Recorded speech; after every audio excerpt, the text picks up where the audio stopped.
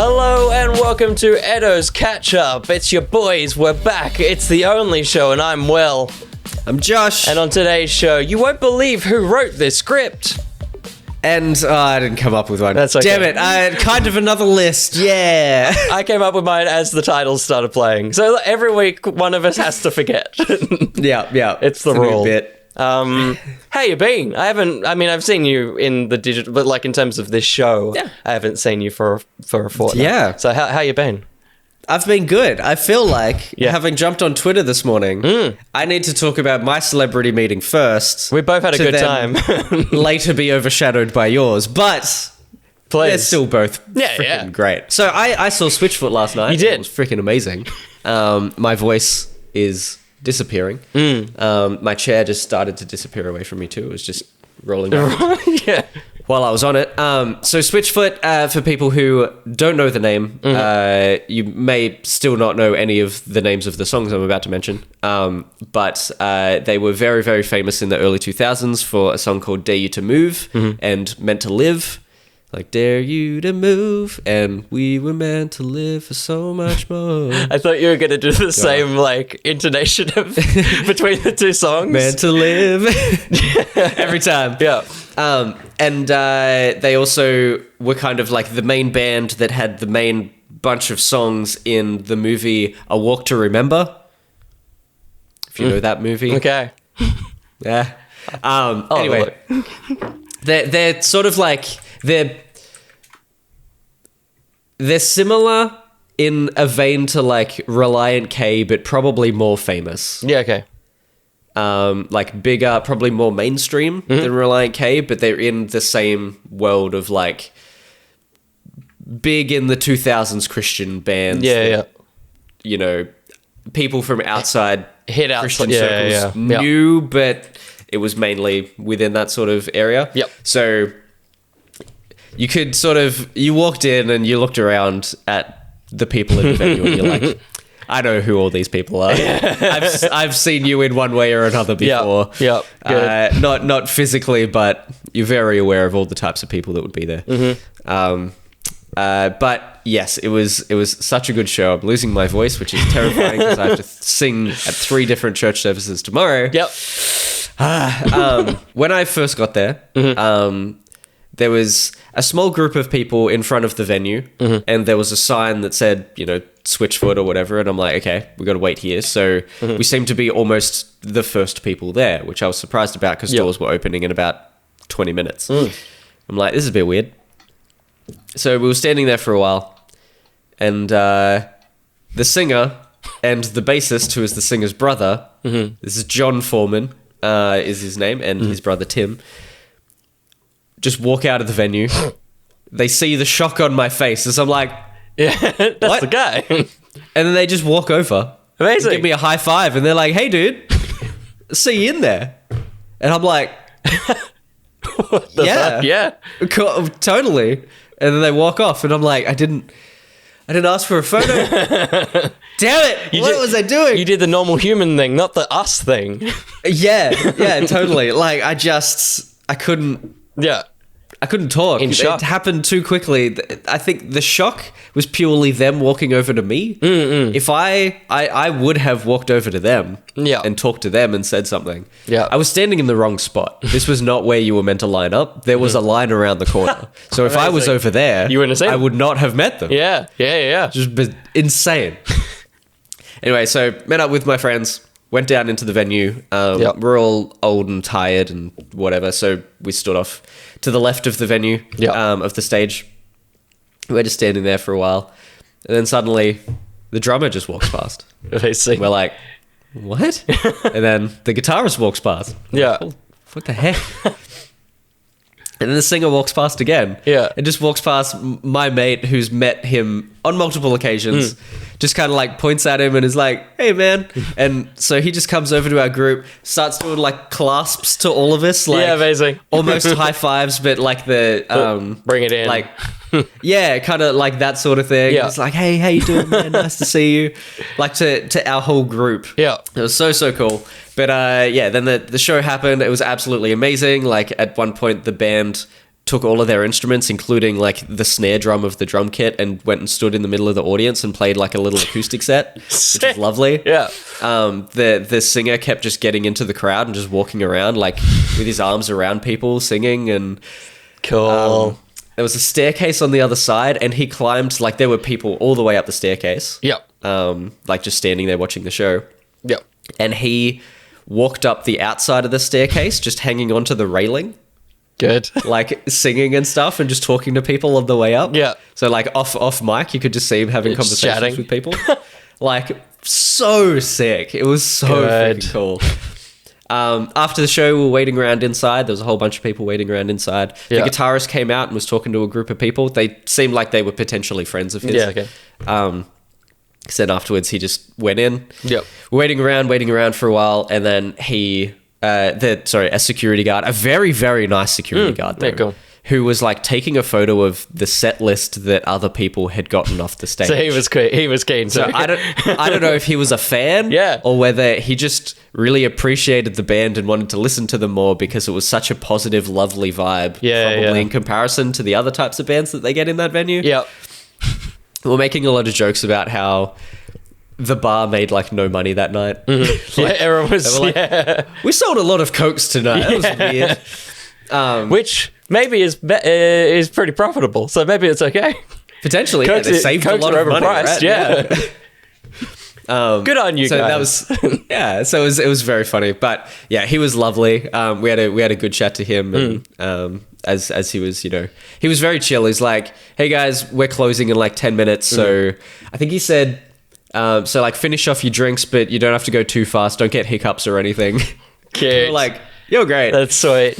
And after about probably 15 minutes, the band just comes up, the singer first, which is all I wanted to meet. Yeah. And then once again, just walk straight over to us. Amazing. We were the last people out to form a group up in the top Yeah. area. Yeah. He just walked Straight straight to over you. to us. So we just had a big conversation with him. Some of my friends who met him have like beautiful stories about, they're a married couple now, and the first night that they met, Yeah. she the girl went to a gig, saw this guy who sang one of their songs, and she was in a very dark place, and that actually saved her life and stuff. Yeah, So wow. they were talking about that. Was like freaking phenomenal, like little story and chat and stuff. So they got their photos. Yeah. They'd met them a few times before. Yep. And then I got to chat to him, and I'm like, how can I connect to him? And I'm like, last time I saw you was like at Easterfest years ago, and I played Easterfest as well, and it was like such a cool experience. Yeah. Easterfest is a Christian music Yeah. festival up in Queensland. So cool. And he was like, oh man, it rained so much at that thing, and the ground was mud, and I was like, I know, it was disgusting. Like, it was awful. Yeah. But yeah, there's a cool little connection. Yeah, that's cool. And I finally got my photo, which was lovely. Yeah. Good pick. Oh, man. Good, nice, What a candid freaking night. shot It as was well. great. A good, Yes. nice shot, and then a nice little chat Yeah, shot. there's a few. I've got a few of that, like, Yeah, just good. conversation. I think my girlfriend was just snapping Slam photos it, the yeah. whole time, just hoping to get some good ones, which was Yeah. very lovely. Oh, that's sweet. Yeah, so it was so much fun. Very really, nice. really great night all around. But you Very exciting. Yeah. also have a very cool Yeah. meeting story. Mine's less personable because that one's great. But I got an invite to, what wasn't the full film, because there's no way the film is finished at all. But it was Really? Yeah. So we got to, I can't say what we got to see, but we saw Okay. a section of Ant-Man and the Wasp: Quantum Mania on Thursday. It was a That's big so event, cool. which was really cool. Some of the cast was down. You may know one of them from Monster vs. Aliens, Dinner for Schmucks, How Do You Know? The Object of My Affection, the 2000 Great Gatsby TV movie. This Is the End is very low on that list. I guess they're in it for a small amount of time. Friends? Yeah, is Friends on there? Yeah, I guess these are just movies. But yeah, Paul Rudd was there, and Yeah. also that little Just guy, chill, that small guy. That little guy. Hey, as well as Jonathan Majors, Kang himself. Oh, nice. Which is very cool. I didn't get a snap with him, but an auto. And also Peyton Reed, the director of the Ant-Man saga, were all there, which was really, really cool. Cool. And you mentioned Jonathan Majors. Did other Jonathan turn up? No, no one could lift him. He had to stay in LA. Dang. Yeah, but it was really cool. Obviously, there's no way you can go to an event without Sam, so Sam was there as well. And we were huddled in a corner because the way that this one was built, very similar to the Thor premiere, they had a fan zone, which was basically on the red carpet.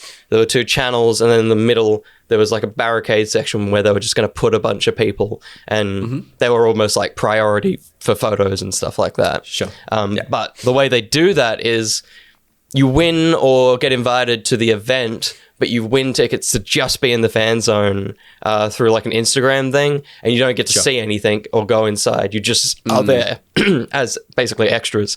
And so Sam and I got guest pass, so we went in, or would have the ability to go in. But we were looking at the fan zone, and it was looking pretty empty because we were there early. So we just went over and we're like, it's pretty empty. We're like invited in, so can we go to that thing first? And they're like, yeah, sure. So we went to that.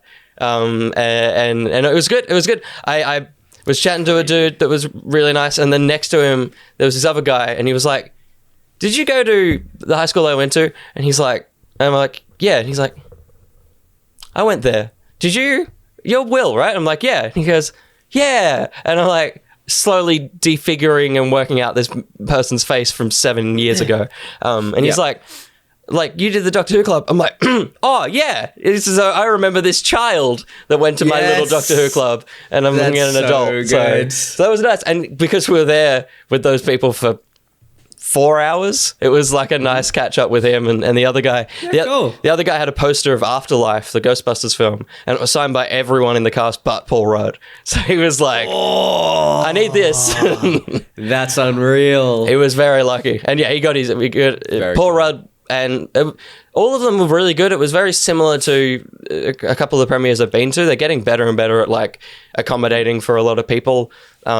That middle section was priority, but they went around to as many on the outer barricades as well, which was really cool. Nice. But yeah, I got a photo with Paul Rudd, which is up on my Insta. I got him to sign my Anthony slide, so there's a little wing in there. Oh, sick. Yeah, cool. Which is great. Of course. And I'll try and show on my phone, but I'll chuck them up at some point. Sam always does a nice candid over-the-shoulder filming, and you can see he signed it and then realized what he was signing. And so he's like, what the fuck is that? That's you. And then he's like, oh, Anthony. And he just like a little pouty face. He's like, oh, which is so sweet. That's so cute. So I got that, and then from Jonathan Majors, the man was very intimidating, so I just was like, please sign my book and leave. But I got him to sign my TVA diary. Nice. Yeah, and very cool. He signed it, and he was like impressed by the book. He was like, this is sick. Are you sure you want me to sign on this? And then he was like, that's hilarious. Do you want me to put anything else? Because there was a big space, and I'm like, I don't know, something. And he wrote, see you soon, which is cool. So the final line of He Who Remains when Sylvie stabs her knife into him, which is very cool. Good. So very good. So it's so funny. It's so funny that, like, you know, these are essentially some of the biggest celebrities in the world right now, especially like Anthony Majors is going to be one of the biggest in the MCU now. Yeah, and in film. He's in 3 things this year that are out within like months. Yes. Which is insane. And the fact that he's like holding this book, he's like, are you sure you want me to write on this? It's like, yes. Of course. Write on anything you want. Please, sign my head. Jonathan Majors. I'll get a tattoo. Like, we don't care. Yeah. Sign over Stan Lee. We don't care. You're cooler than him. You're alive. Yeah. Jeez. God, man. Yeah, so that was really cool, and the actual thing that we got to watch was good. I'll say that the only thing I will say is that it turned me around on the recent trailer I didn't love, but the thing we saw, they didn't really tell us what we couldn't say. I don't think we can say what's in it, but we saw basically the first 20 minutes of the movie, and it felt like the other Ant-Man movies, which is nice. So I was like, yeah, awesome. Cool, I'm in, I'm good. Really, really fun event, and yeah, cool to tick off Paul Rudd is someone that I have a photo with. Insane. So cool. When he walked out and spoke, it was like, because I've met so many people, but like his voice is so clear. Like it is so Paul Rudd that when he was standing in front of us, Sam and I like, what the? That's Paul Rudd. That's insane. Yeah. It'd be such a surreal experience. Yeah. Can I ask, we can cut this out of the podcast, I don't know.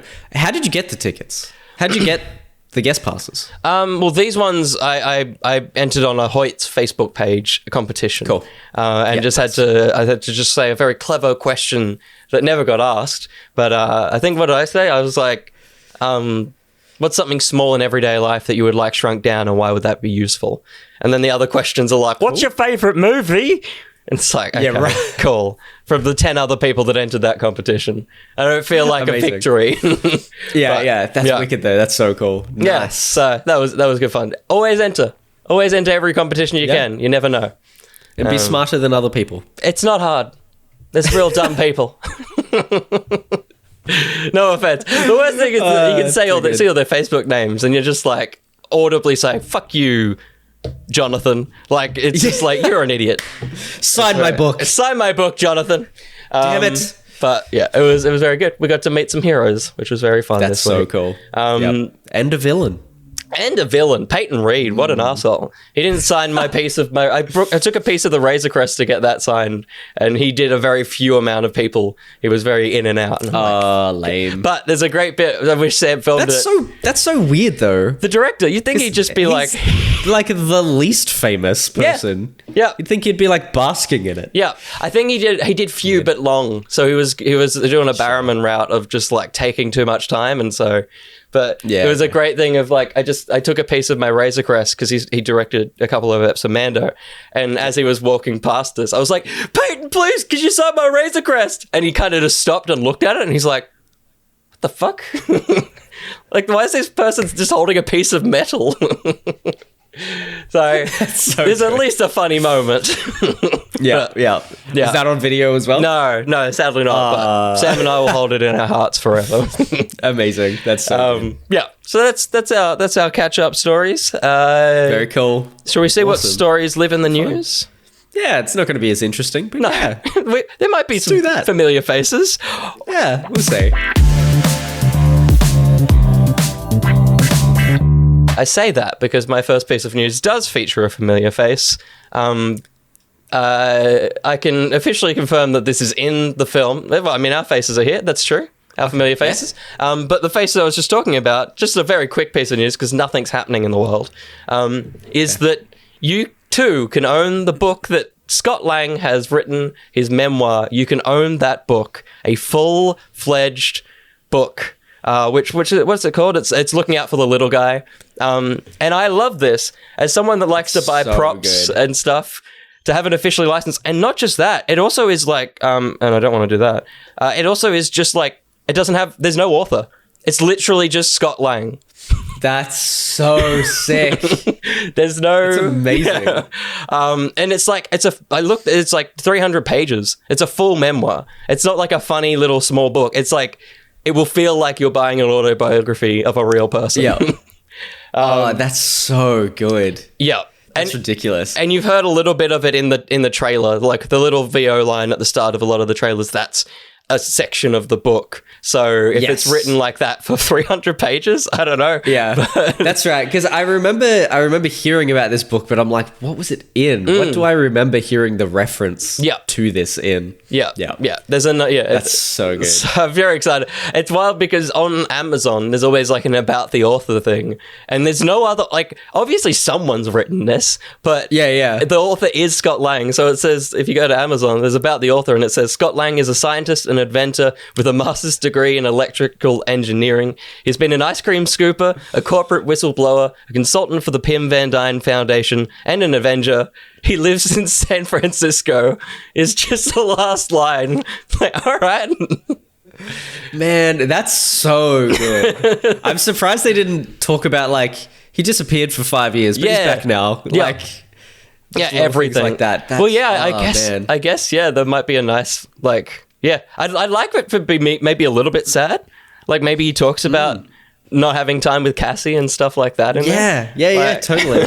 I also feel like I wouldn't be surprised if Paul Rudd wrote this. Yeah, at least have a hand. If he just did it, just talk to the MCU execs and stuff, and was like, he ghostwrote this. Yeah, someone else wrote it for him, but he. Yeah. Oh, that's very so funny. That's awesome. That's wicked. And yeah, it'll be your usual $30. It's going to be in every bookstore. It's not like buy it specifically from somewhere. It's just a book that's going to be available, which is wild. That's the funniest thing, man. That's so good. I'm so excited. Oh, man. That's going to be, instead of a Comic Cast one. A book week, club. You just have to read that book. Yeah. That's a good idea. If there's like an off week. Off month. Off month. Yeah. Yeah. Looking out for the little guy. I'll have to read that. Check it out. Good. Oh, man. Unreal.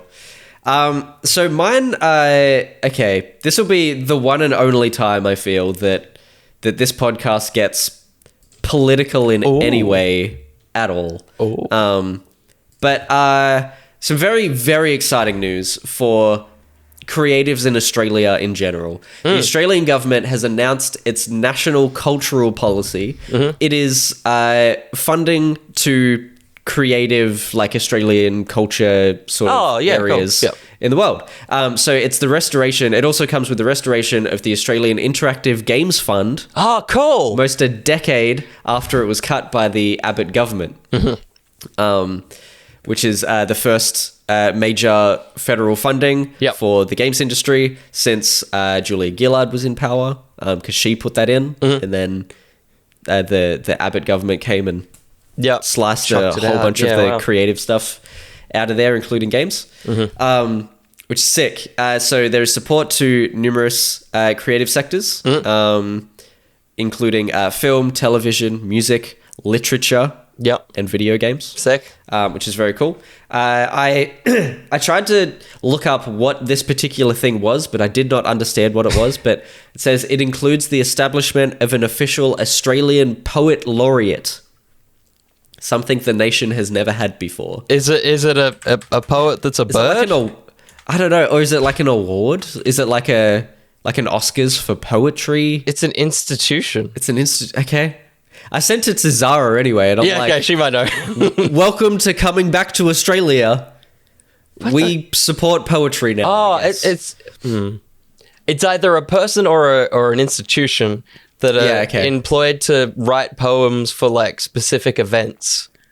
So I guess nowadays it'd be they're commissioned to write poems for things, I guess. But why do we need? Isn't that what poets are for? Yeah. Why do we need one? I don't know. I guess they're it's government funded. It's like a government funded journalist. Yeah, for poems. Journalism of poems. All right. It's kind of cool. That could mean Zara could have a full-time job. Yeah. Writing poetry. And then whatever prime minister reads it and is like, I wrote this. Totally, yeah. I wrote this poem. It's about my wife. 100%.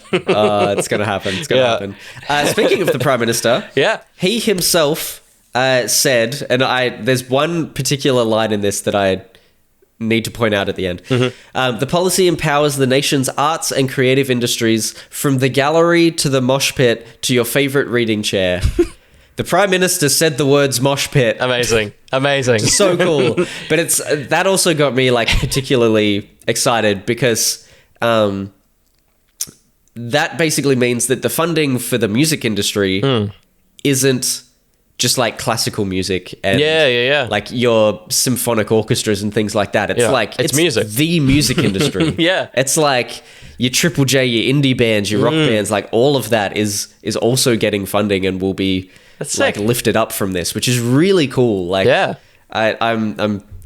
stoked. I'm really excited for just where the creative industry in Australia is going to go. It's going to probably affect you guys. Yeah, totally. In some sort of way as well. Yeah. Which is really, really cool. We're doing well. Yeah. Yeah. It's wicked. So, the last thing that I had here, this is all from Gizmodo. But the Australian Interactive Games Fund which was the original one, was abolished almost a decade ago. It was a $20 million fund announced in 2012 by the then Labour Arts Minister Simon Crean, and then axed in 2014 by the Abbott government. So yes, very, very exciting times ahead. Yeah. Very cool for that to be back. Yeah. Wonder if it covers skating, because you could get all three done. Yes. Yeah. What is skating? Is I guess it's art sport. form? Is it a sport? Yeah. It's kind of a sport, I guess. Yeah. But yes, very exciting overall. Very cool. Well, it was very exciting for fans of the film Gladiator because I'm sure they're out there. Last week, Ben and I had a discussion about there being too many sequels. And there is another one. It's Gladiator 2 finally has a release date. Yeah, I'm not kidding. Paramount has announced that it'll... What? They put it on a schedule for November 22nd next year. Whether it hits that date, we'll see. But I'm excited to get to the second half of this story, but yes.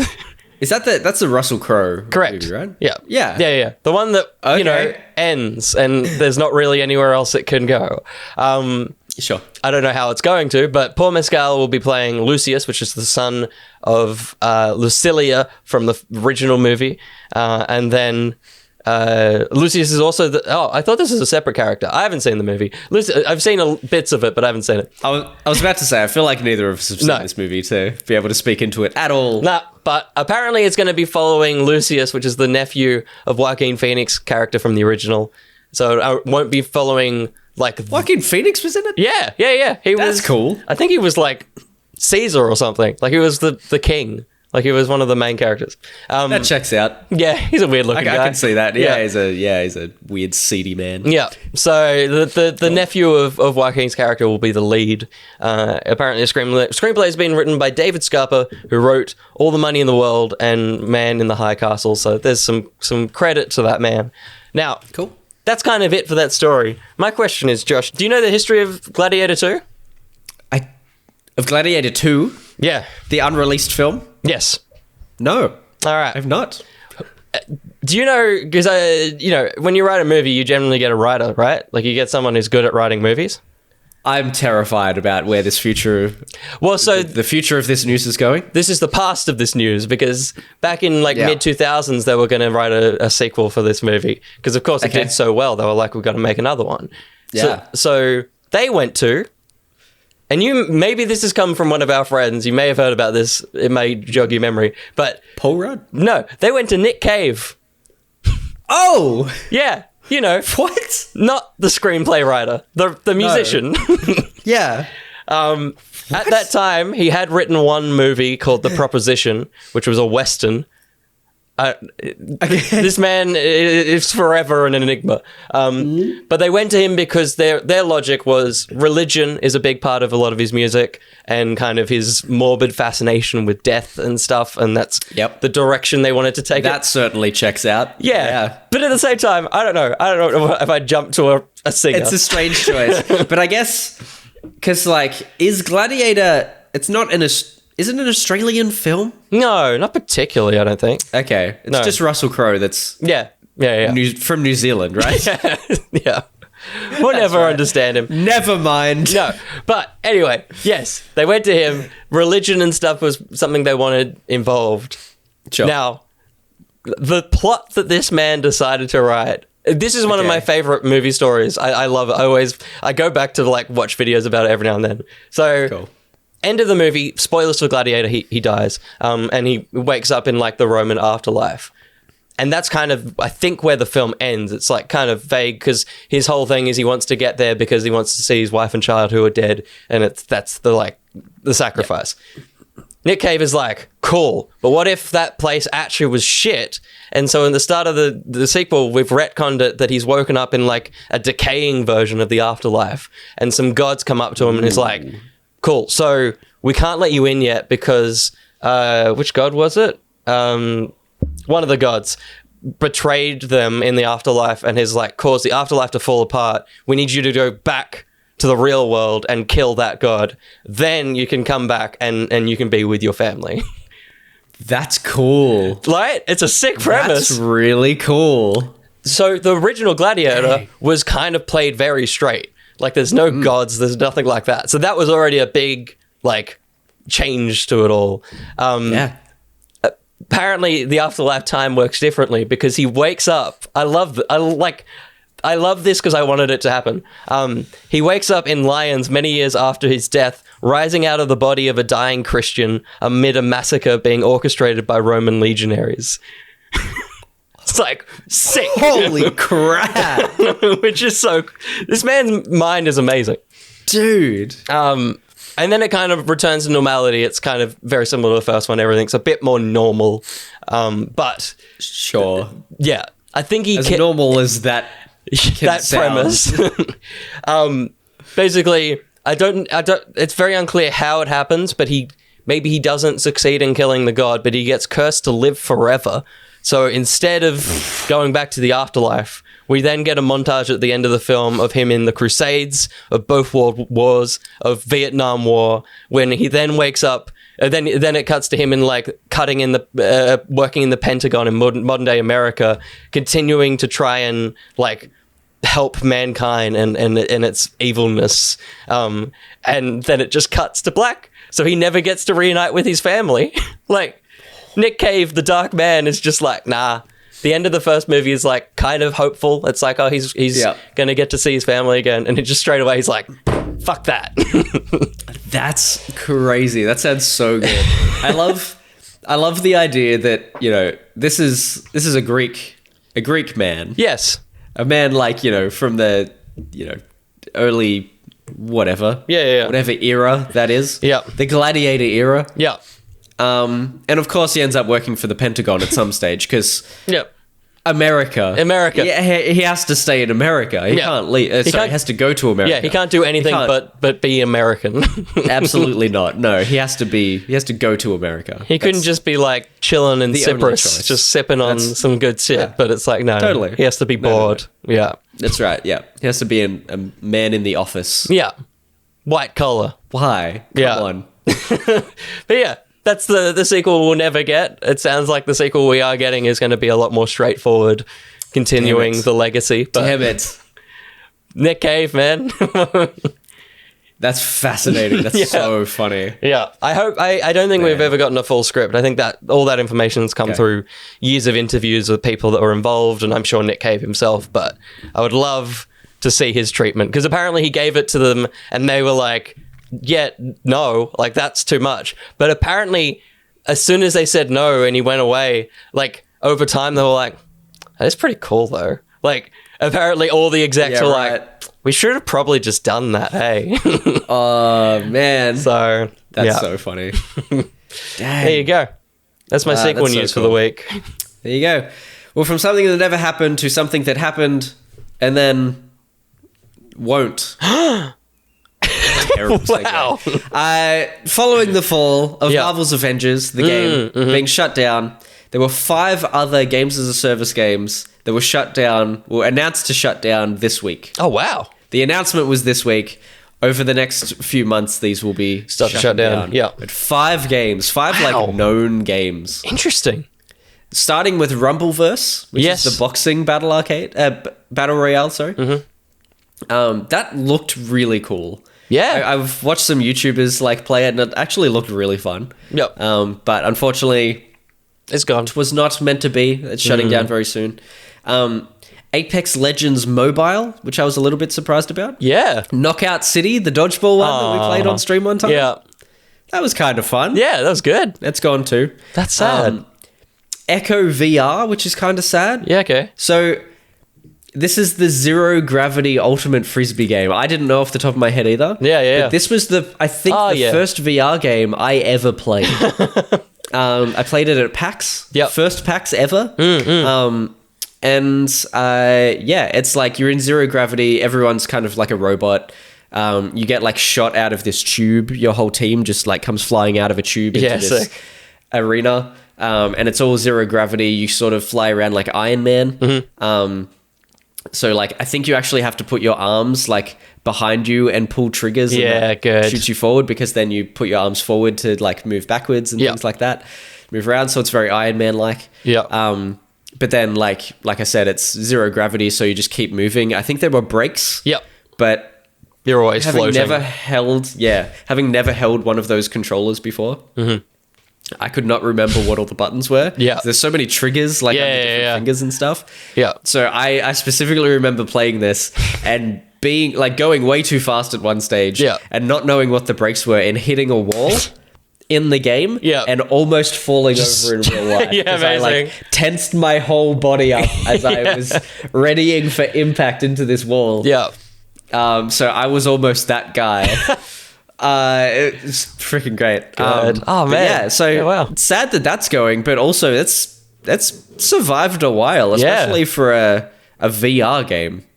Yeah. You'd move on support-wise, but that's good. Yeah. Totally, yeah. So it's been going for a while. And the last one, which is also surprising, is Battlefield Mobile. Yeah, right. The Battlefield, the EA Battlefield. Yeah. So that's getting shut down as well. So those 5 games, That's wild. just gone. They've all announced this week that they're going. That's so weird, because the thing with Avengers is it'll stick around because it's got single player, and they're keeping the servers up as well, whereas these things only live online, so they're just gonna go. They're just going. Like, you can't play these anymore. That's wild. It's really strange. Oh, like, how sad. I would understand, like, we're stopping support for it. Yeah. They'll be around for a while, but we're stopping support. And Yeah, but server's gone. Server shutdown for like Battlefield. That's wild. Apex Legends. Apex, like, yeah. I saw crazy. Dan said on Twitter that it was sad because it's the only way you can win in a Fortnite, in a battle royale, because on a phone everyone sucks. So yeah, sad, true. sad times. Awesome. Dang, yeah, crazy. How wild. Happy times. The news is over. So happy. I'm stoked. I don't know anyone else in my life that says stoked. There's some words that you say that I'm like, that's a Josh word. No one else says stoked. Like Zara says it, but I'm like, she's saying it because Josh says it. Probably, like it's fallen into a language. And there's words like that that I feel like I say as well, that I'm like, that's a Josh word. But totally, yeah. I'm dragging some of this stuff out from the 2000s. Yeah. I'm bringing it with me. It's not going anywhere. Yeah. I've got nothing to promote here. Have you got anything to promote here?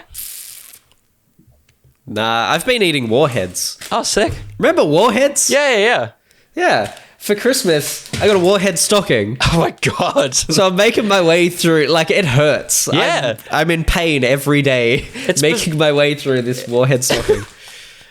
All right. Don't eat Warheads. That's all I've got. Get yourself some Oreos, everybody.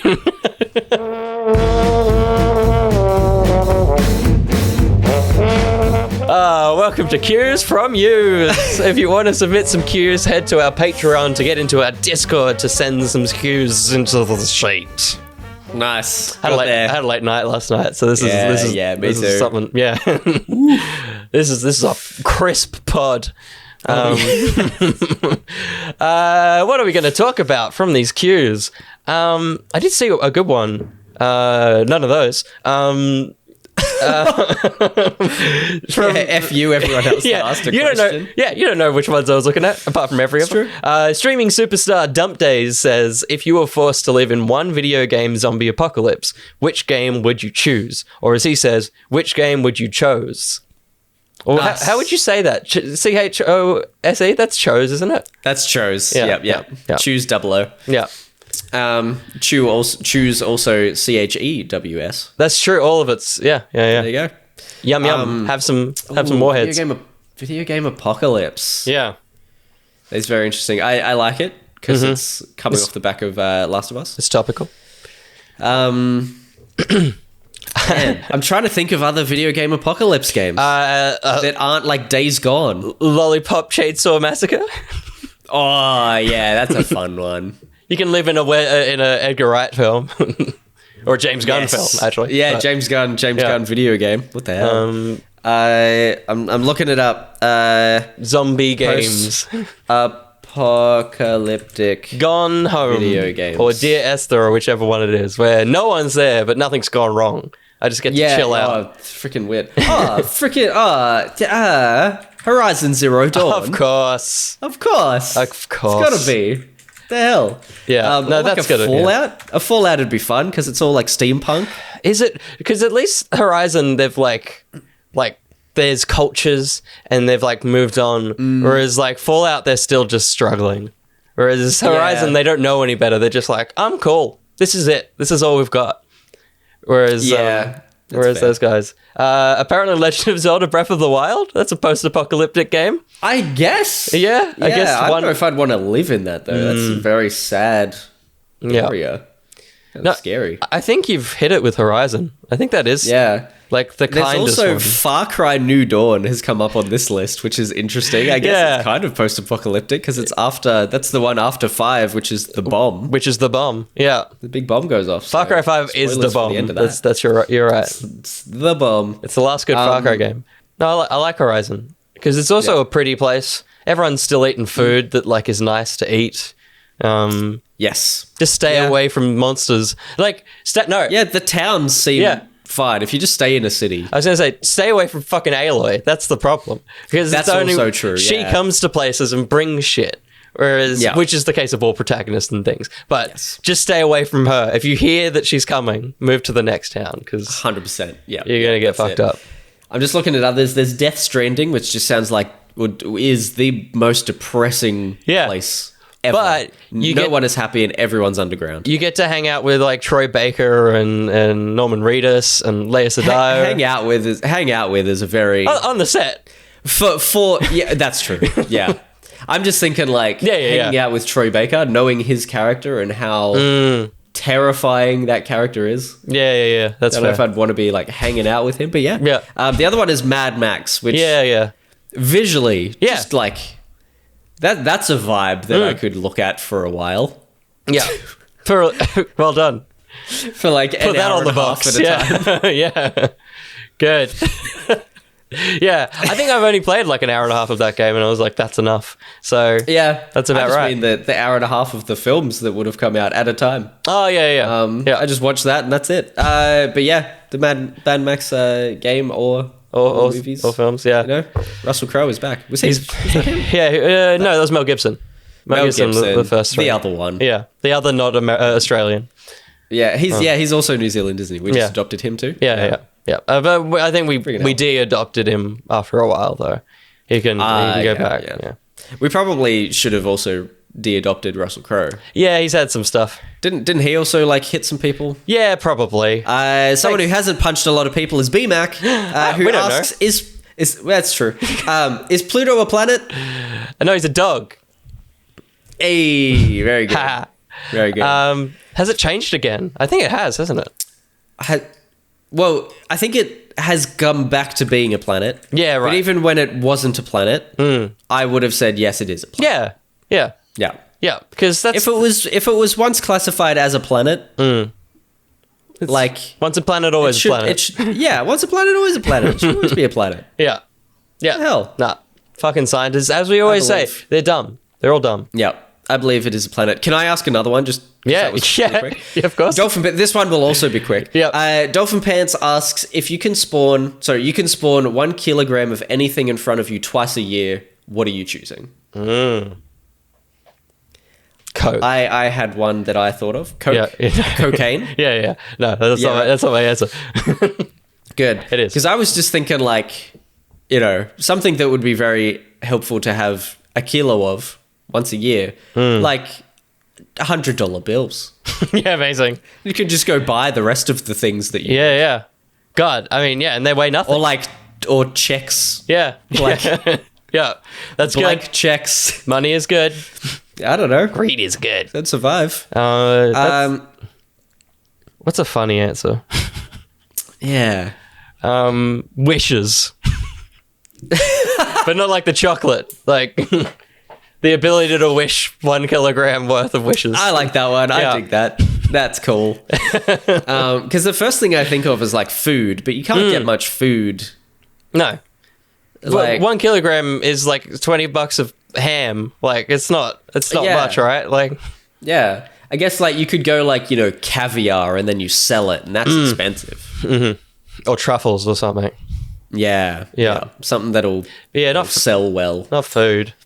Yeah, I don't know. I would like to start putting forward to questions specifically like this, where it's like, choose this thing or whatever. I would like to put forward that people that write in answer their own question as well. Like when they send it in. Yeah. I would love to know what other people think too. To find out what dolphin would. Yes. Have. Yeah. What's Great. dolphin? 1 kilogram of salmon or something. That's right. Yeah. Whatever dolphins eat. That's a good one.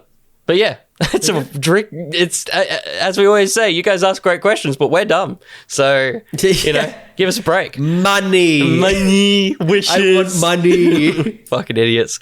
Thank you for those cues. If you want to submit cues, go to patreon.com/each to their own. $3. Get into a super secret Discord. Go to the hashtag #AskEtto channel, and there's a sheet there to send you questions. Thank you. Send those questions. Let's get to the second last seg. Let's do it. Rec. There's no card here, Josh. There's no card. I love that the video still swiped though. Just goes to the same thing. The video still just swipes to us. And I select that because I'm like, well, I don't just want to cut to it. I don't want to fade. Like a little bit of flourish will just slide to the same frame. Welcome to the Rec Seg. Every time. Where we wreck things. Wreck it. I'll just kick off with the watch because it's something you've already mentioned, but we did end up watching Megan. Mithrigan. It's good. It's very, it's like an easy movie. It's wild how easy it is. Yeah, like it's not much of a horror. No, not There's at all. not much horror to it. I wouldn't, but it's like, it feels like when I watched it, it felt like a parody. It's a comedy. It's entirely a comedy. Yeah. Yeah, 100%. So it's like a parody, but it's not funny. Yeah. It's dark comedy. It's weird. Yeah. Yeah. But yeah, totally. Like it's just... I just wish... It's silly. It's a bit of fun. And this was one of the sequels that got announced last week, so there is going to be a second Mithrigan. Yes. And I hope that leans into the advert that they play at the start of the movie, because I was hoping that it would loop back around to that kind of weirdness and like silliness, and the movie never really does that. It plays it too straight for how silly it is, and I wish that it like went harder. I was just waiting for it to slip and just get like silly and crazy and weird, and it kind of never does, and that's a bit sad. But I think I feel like being where it ends up, which is very an end to the film, really. Like there's the usual kind of teaser, but like I feel like they could really twist the knife for a weird sequel, and I hope they do. Yeah, that would be pretty fun. Yeah, but like fucking amazing design to Megan. Like the whole time I'm watching it, I'm like, this must be how people felt when Chucky was made.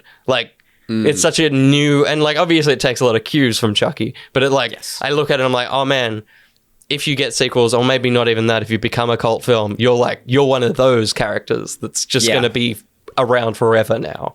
Yeah, which is cool. Yeah, totally. Like it's sort of managed to make it into the mainstream. Yeah, despite being a horror film. Like there's not many that do that. It's just Pennywise. Like every like 10 years, a horror thing kind of makes it into mainstream, and everyone knows about it and enjoys it. Yeah. And this is that one. This seems like that one for the 20s. Yeah. The 22s. Yeah, that's it. So I have continued watching The Last of Us. Are you still? That's right. Still on it? Yep. Yeah. Have you up to date? Yes. Yeah. Cool. So I caught up on 2 episodes this week. I hadn't watched the second or third yet. But I watched them. Still really enjoying it. Yeah. Episode 3 was very good. I know everyone is like going mental about it. Yeah. I just thought it was like a very nice episode. It was very good. It's not the best episode of television.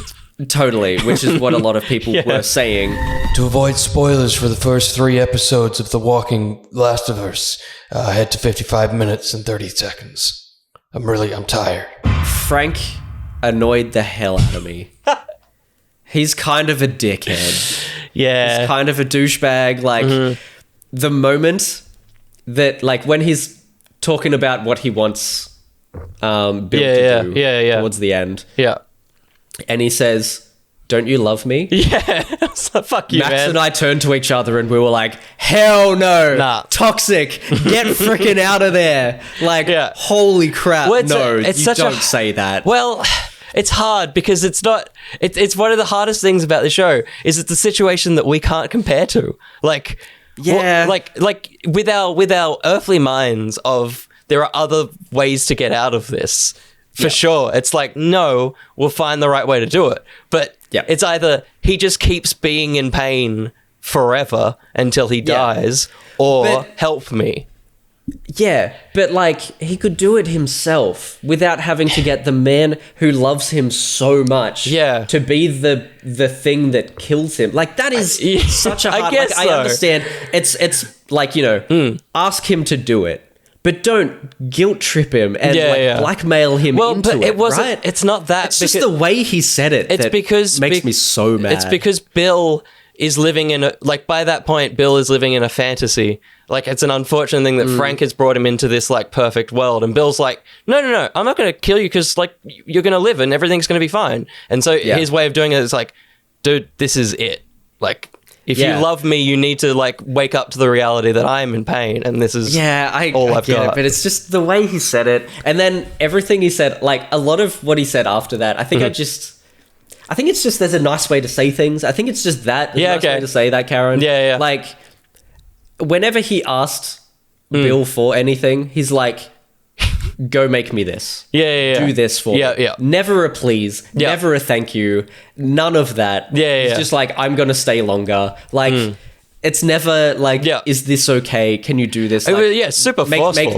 Make me some toast. Yeah. Take me to bed. Yeah. Like, I'm just, the whole time I'm like, when it's just say please. When it's like just flirtatious at the start, it's fine. But when it's like everyday life, it's like you just been mean, man. just be a nice guy. Man, come on. Yeah. Like there's just bits of that, and I think that moment of him just being like, don't you love me, just added to all of that. I'm like, yeah, that's fair. It just felt like Bill was a little bit like manipulated into a lot of it. And I'm like, I don't like it because Bill was so like he was a hard ass at the start. And then when they meet and stuff, he's so like he softens so much and he's so kind of anxious and doesn't really know what to do and how to handle the situation, which was done beautifully. Holy crap, it was so like the acting was incredible, but Porky got manipulated pretty hard. Made me kind of mad. Anyway. But very, very good episode. And great like kind of bookends way to bring in Ellie and Joel into that area and stuff. It was very cool. It's the most like wanky in the fanness of like I laughed out loud when she's got the shirt on and he walks down in the shirt and I'm like, sure, you just needed to get him in the check shirt and the red fucking sure. Like, it was like good, but it was the one like, it was, and I'm someone who likes fucking Solo, which is that for the whole film. But it's like, I just like, oh fuck, okay, all right. You didn't need to. Did it. They were wearing something close enough. Like I was fine with what they were wearing and it was just like, sure. But funny. Good on him. It was a cool twist on that because, and like people have been very upset about this episode because it removes all the fun that Bill has with Ellie and all that kind of stuff in the game. There's a whole section, but that section is just them learning how traps work. And it's like, this isn't a game. They don't need to learn. Like Joel's smart. Like trap have wire, trap do this. It's like, there's no time for that. He knows how that functions. He doesn't know where he stores his fucking shit though. What an idiot. What the hell? It's so strange. Oh, is it in this? Is it on this shit? Oh no, that's right. I cut a hole in the ground. Oh god, how did I forget that? Dude, check the fucking hole. Always check your hole, kids. Check your hole, especially in the post-apocalypse. There could be chlamydia. It's true. All over. So very true. Oh, the episode 2, the kiss. Oh yeah. Oh, disgusting. We were like gagging. Disgusting. Yeah. Oh, awful. Why did she let that happen? Yeah, I don't know. Close your mouth. Yeah, close your Just mouth. close your mouth. Yeah. It's fine. Well, it's that thing of the way that the whatever the fuck those guys work is the more you resist, the more they're gonna like hurt you. So if she like resisted, it would just bite her and like fuck her up. But she was trying to use the lighter. She's gone already. Yeah, but if it started attacking her, she'd never get the lighter to work. Whereas that, it's like she still has time to work the lighter. Oh man, Yeah. I feel I would have gagged so hard. I would have been throwing up immediately. I hate them. I hate them. Yeah, I think it's such an unnecessary, gross detail. I fucking hate it. It is incredible though. It's a great thing, but I'm just like the makeup and everything is like, yeah, it looks. It's a stunning style. They've done it very well. Yeah. After watching this as well, I was just like, you have to watch Gustavo play his music live. So I'm just like putting on the YouTube videos and stuff. Like it is. Gustavo. It is funny how much they've nailed the way the games work. Of like a quiet moment, it'll just like a diddly diddly diddly diddly. yeah. Like there's no music. It's just Gustavo's having a little twiddle when there needs to be something. Totally. It's so funny. It's just perfect. It's done so well. Yeah. I also watched Wednesday. You finished it? Yeah, nice. Binged all of it last weekend. Yep. Yes. Pretty good. You said like at the start you're like it's so dark and It's just emo kid. Yeah. Yeah. So I was feeling that by episode 3. Like every single thing she had to say had to be like a witty, dark retort. Yeah. And I was feeling it. I'm like, I know the Addams Family are always that, but this is just so much. Like let's just have some story now. Come on. Like just stop shutting people down. Yeah. Please. Yeah. It's not what the Addams Family does. They have some stories. It's a comedy show. It was a sitcom. Yeah. Like, yeah. Yeah. Like just chill, man. Yeah. And it got there. Like Yeah, she cool. did eventually, like it worked into a story where it's just a murder mystery. Yeah, And nice. it really turned into that, which was like much nicer. It still had the darkness and stuff, which it needed because it's Addams Family and it's It's Wednesday. Tim Burton. But it settled into it a lot more later, which was nice. The ending was pretty good, but also got a little messy and a little strange. But it was fine. It ended up being fine. I enjoyed it for the most part. I will watch the second season. Yep. Yeah, but nice. There were some interesting moments. Which I enjoyed it overall. I'm not gonna like tell people to go watch it. This is the Rec Seg. Watch it if you want. If you're into it. If you haven't yet, it's a fun time. But yeah, it does Get jokes there. and stuff settle in. Yeah, eventually. Good. Yes. Well, speaking of second season though, that 90s show it got its second order, so it's going to have did? another go. Yeah. Cool. Which Cool. I'm very good. Dolphin and I are very shocked by because no one seems to like it. But Yeah. all right. She grew up watching the show as well. She really enjoyed the original, and Yep. she's jumped in on this and is a bit like, Yeah. It takes she's watching time. through it anyway. Yeah. She's watching it basically for Kitty and Red. They're very I good. feel at this stage, yeah, They're very good. she's been enjoying that. Yeah. But, I don't have. I would like to watch the original. I just don't have the nostalgia for it. So Yeah. I feel like this would do nothing for me Totally. Yeah. at this point. Like, and I don't want to ruin that by Being like watching this and being like, Yeah, it's a weird one. It's a very strange. I don't know if it must be a bit like The Office. Like I'm sure there's been new generations that have found that 70s show since then. totally. But yeah, absolutely. yeah, but definitely if you have nothing, it's like it's not worth it. Yeah. But the other thing I watched for I think the 9th time, I could have watched the first one, but yesterday at lunch I just had a 2-hour lunch break and watched Ant-Man and the Wasp. Yeah, good. I was gonna. That was in my head. I'm like, it's got to be an Ant-Man thing. It's just so good. It's such a fucking good movie. I'm gonna watch it again. Yeah, I'm gonna watch this. Probably watch tonight or something. Ant-Man and Ant-Man and the Wasp with the parents to nice. get them back onto it because they're so good. Like obviously I saw a little bit of the new one and I remembered the tone, and then just watching Ant-Man and the Wasp was so good. It's so quick as well. I can't tell you, but the new movie it's the same pace. It's like things just kind of happen at a great like speed. Like Ant-Man and the Wasp he's with Hank and like I was shocked because I was like, oh, I'll watch a little bit of the movie, but I got too into the story to get back out because he's with Hank and Hope by like 6 minutes into the movie. But you also have the great like opening with Hank telling him about like the mission with Janet. You have the world's greatest grandma a little bit, and then you have Wu coming. Like so much happens, and it's like 6 minutes. It's nuts. It's so good. That's cool. Maybe that's what I'm going to do tonight. Just a double billing. Like rewatch them, either tonight or like over the next couple of weekends. Yeah. Although you're down next weekend. Not next weekend, but before the new one. Before the new one, because we're going with Ben. Yes. To Wednesday's time. But that's the two things I put in my eyes. Nice, cool. I thought you said you watched. Oh, you played one thing. Sorry, because I just jumped in and said both of mine. Yeah. No, that's right. We're meant to go back and forth. No, it's fine. It's fine. You've got 3 things here. I missed it. I do. I replayed To the Moon. Oh, fuck. I did it. I replayed it. I needed to introduce Max to it as one of my favorite games of all time. Yep. So we sat down, we played through the whole thing. Nice. I cried again, but in a different spot this time. On the lounge.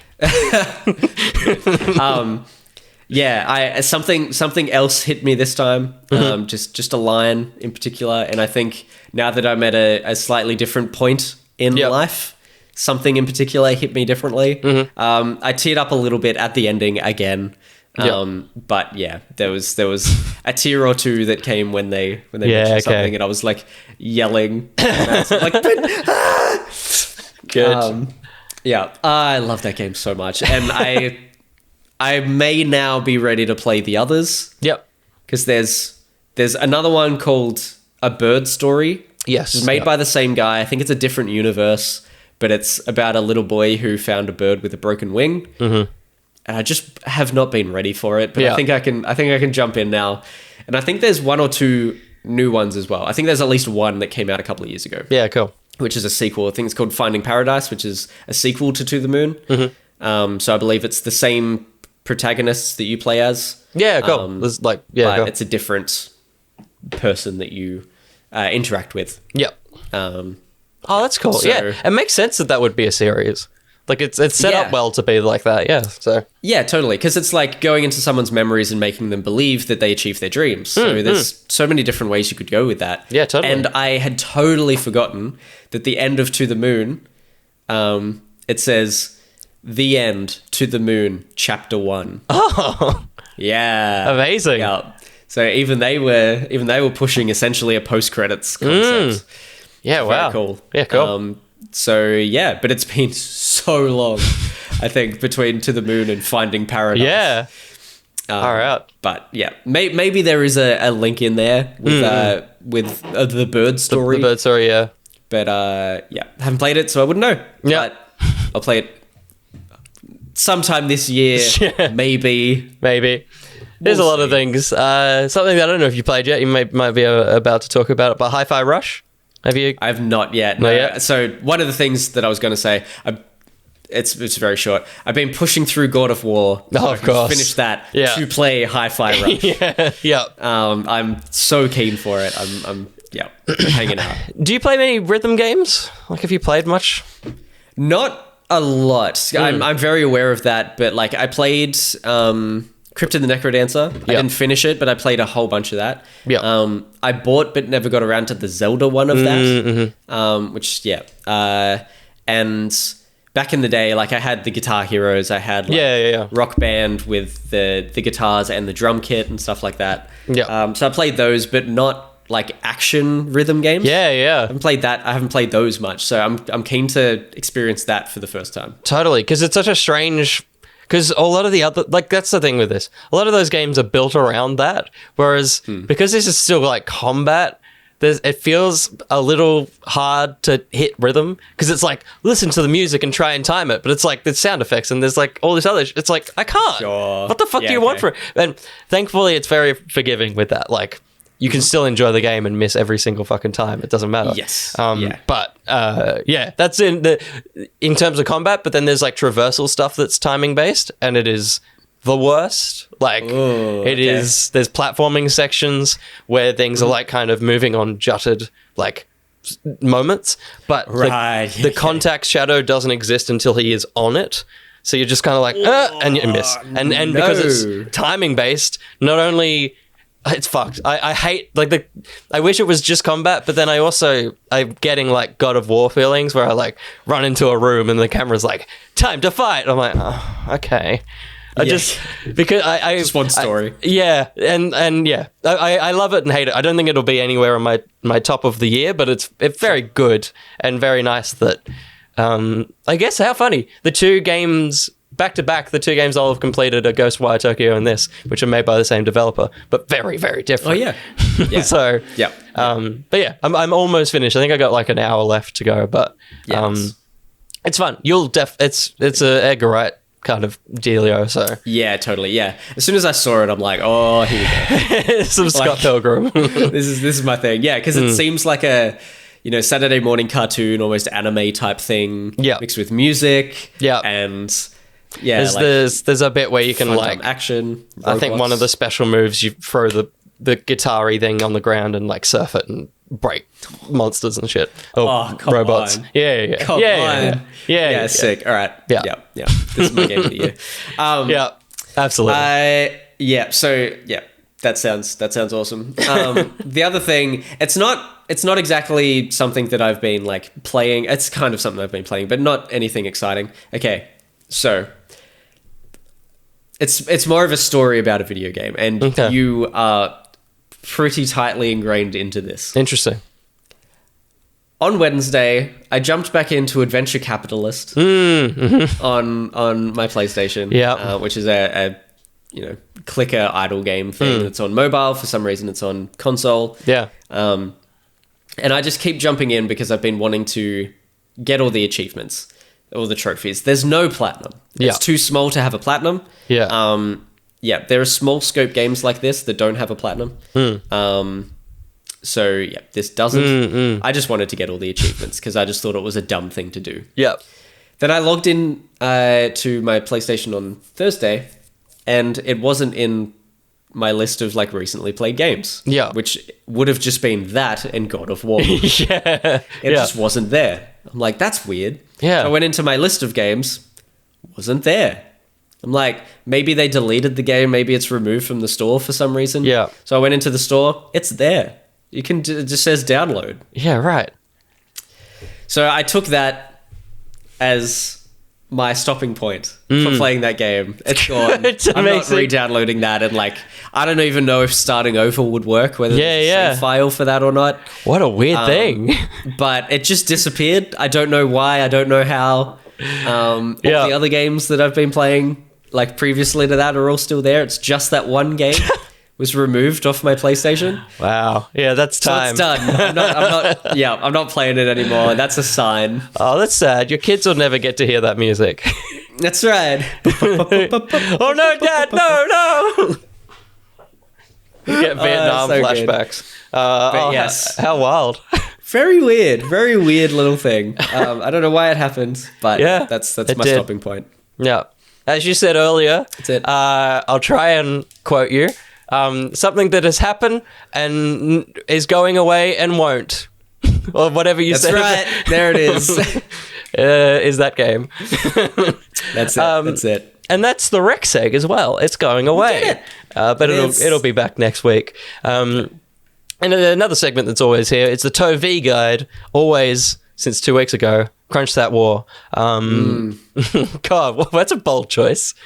It's a really bold choice to do on a podcast. This Thursday the 9th, I don't know if any of our guys watch it. I think Sam does. You, Season 4, Part 2, hits Netflix, which is that show. Also on Thursday the 9th is... Man, that was sour. Yeah. Surprise. Also on Thursday the 9th is the Harley Quinn Valentine's Day special, which is very exciting. So I need to watch Season 3. You do. Grab yourself. You got binge. You're watching the Taloa. So that's actually not how I'm watching it. Oh yeah, you're watching it. Yeah, true. But you're probably the same way to get. Harley Quinn. It does actually have Harley Quinn on there. Sick on Foxtel too. So eat it up. They certainly will be, because I believe the Valentine's special is called the inappropriate something or other. So it's going to be something to watch. There you go. I wonder if they got the Batman thing in there in the end. Surely. Also on Friday the 10th, speaking of romance, Your Place or Mine, which is the Aston Kutcher, Reese Witherspoon Netflix film that no one asked for. So enjoy that, everybody. And then also on Friday the 10th is Moon Girl and Devil Dinosaur. It finally hits Disney Plus animated series. Moon Girl and Devil Dinosaur. I feel like I was unaware this was even a thing. Yeah, it has been cool. Maybe there was a separate Disney kids version of it, but it's been around for so long, and it's finally hitting Disney Plus on Friday. I don't know if it's a big full drop or if it's like a 2 thing or what. If it's like the Wonderful World of Mickey, where it's like we've got 10 eps already, so here they all are or something. Cool. But definitely kid oriented. But there was a few clips of it, and it's very like it's 2D animation, like a lot of the Disney shows are, but it's very Spider-Verse, and it's like comic panels and lots of fun stuff. So that should be cool. And does it like pull in heroes and stuff from everywhere, the whole universe? Potentially. Do we know? I don't think I saw anything in a clip, but it's Marvel. They probably will. They know how to do that. At least like a Miss Marvel or something. It would be all the kids, the teenagers. Yeah, totally. Oh, that'd be fun. It'd be fun if they got Kamala as well, Eamon as well to voice it. That'd be sick. Yeah. Kate Bishop. Yeah. Haley Steinfeld's not busy. And then also on Friday the 10th, we're not going to talk about it, but Hogwarts Legacy. Play it if you want to, or don't. Yep. There you go. That's our statement. Fine. But if you want to play us, you can head on over to youtube.com/each to their own to see these faces. But if you've been seeing these faces and you don't want to see them, you can head to any audio-based place and have a look. Google Play, apparently 12 plays in January, so people are using Google Plays or whatever. There you go. The Google Pods or whatever it's called. So thanks for using that. Awesome. And we're back streaming again. Twitch.tv/each to the ETTO Yeah. Twitch.tv/ETTO. We'll get it one day. That's it. We're back streaming. I think the stream on Monday. Yeah, I think Dead Island. Complete failure. Yeah. But yes, yesterday at the time of this release, we would have played and maybe finished Dead Island. We'll see. It seems to go pretty quick. Yeah, totally. We feel like we're too deep in to stop now. Yeah. So we're gonna finish that off, and it gives us an excuse to play the sequel on stream as well. If we're like we've finished it entirely, we might as well give the sequel a go. Yeah, 100%. Yeah. And you did the figures. That figures Came back on Wednesday. It will be a while till we come back. Obviously, you usually do them fortnightly, but next Wednesday is the next one, so that doesn't work. And then I'm very busy the Wednesday, so the one after that it'll be a bit of another jump. But it is back and very fun to be back in the world of figures. Yes. And speaking of a long time, Fridays won't be back for a little bit, but when they are, they'll be very exciting as well. Yes. Yeah. Probably another 2, I think. Not this coming Friday at the time of this podcast release, but probably the one after. Yeah. Probably. Fingers crossed. So get keen for that. Get keen for content. And that's all I got to say. That's it. Done. Until the next time, I have been Will. I've been Josh.